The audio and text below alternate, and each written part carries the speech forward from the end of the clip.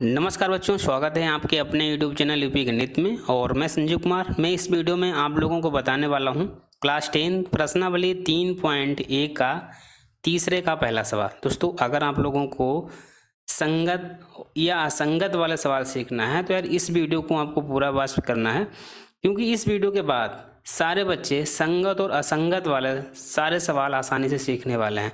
तो सबसे पहले मुझे बच्चों क्या करना है, ये मेरे पास समीकरण दिया है 3x + 2y = 5, 2x - 3y = 7 दिया है। यहाँ पर मेरे पास दो समीकरण हैं, तो मुझे क्या करना है, इस समीकरण को हल करके मुझे ये बताना है कि ये संगत हैं या असंगत। तो सबसे पहले मुझे क्या करेंगे, 3x + 2y = 5 दिया है, तो मुझे इस 5 को क्या कर देना है, लेफ्ट में पक्षांतर कर देना है। संगत व असंगत वाले सवाल को लगाने के लिए सबसे पहले देखिए, बराबर से पहले वाले को हम LHS कहते हैं। क्या कहते हैं बच्चों?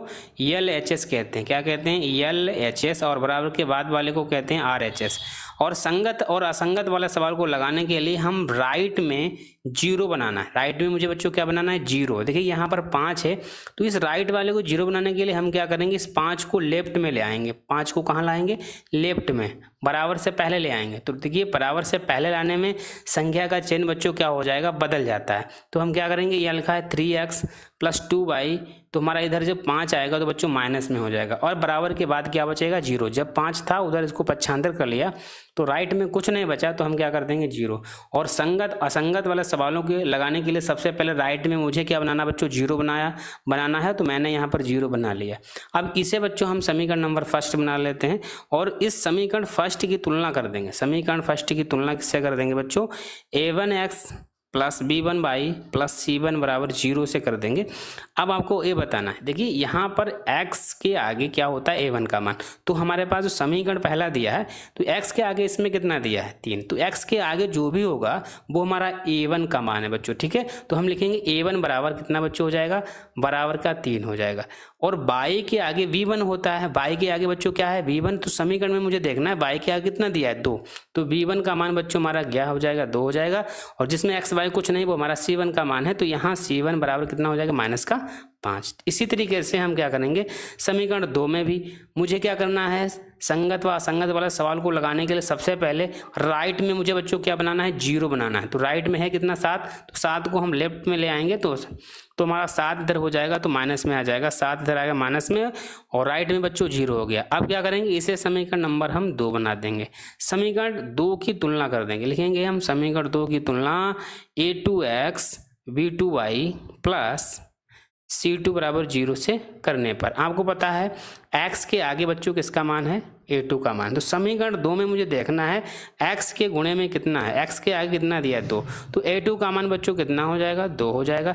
इसी तरीके से y के आगे v2 का मान है, तो समीकरण में देखना है y के आगे कितना दिया है, -3। तो b2 का मान बच्चों कितना हो जाएगा, -3। जिसमें x y कुछ नहीं होता है, वो c2 का मान है। c2 बराबर बच्चों कितना हो जाएगा, -7। बच्चों यहाँ c2 है, ठीक है। क्या हो जाएगा, c2 का -7 हो जाएगा। अब बच्चों मुझे क्या करना है, मुझे a1/a2 और b1/b2, सबसे पहले क्या निकालेंगे हम, a1/a2 का मान निकाल लेंगे। a1 का मान बच्चों इसमें कितना दिया है, 3, और a2 का मान बच्चों कितना दिया है, 2। इसी तरीके से b1/b2 का मान भी मुझे निकाल लेना है। b1 का मान बच्चों 2 है, b2 का मान -3। इसी तरीके से c1/c2, ये मुझे मान निकालना। संगत व असंगत वाले सवाल को लगाने के लिए मुझे a1/a2, b1/b2 और c1/c2 के मान मुझे निकालना है। c1 का मान यहाँ -5 और c2 का मान -7। ये माइनस से माइनस डिवाइड हो जाएगा, कट जाएगा, तो 5/7 आ गया, ठीक है। अब आपने जो हमारा a1/a2 का मान 3/2 आया है, b1/b2 का मान 2/-3 आया है, और c1/c2 का मान 5/7 आया। देखिए इसमें a1/a2 का मान, b1/b2 का मान और c1/c2 का मान, इन तीनों डिफरेंस हैं। तीनों के मान कैसे बच्चों, अलग अलग हैं। इसका मान 3/2 है, इसका 2/-3 है, इसका 5/7 है। ये जब तीनों मान डिफरेंस होते हैं तो मुझे शर्त क्या लिखनी है, तो जिसमें तीनों मान डिफरेंस होते हैं तो मुझे शर्त लिखना है a1/a2 equal to not B1/B2। इसमें तीनों डिफरेंस है तो मुझे शर्त लिख देंगे A1/A2 equal to not B1/B2। इसमें ना तो A1/A2 का जो मान है B1/B2 के बराबर नहीं है।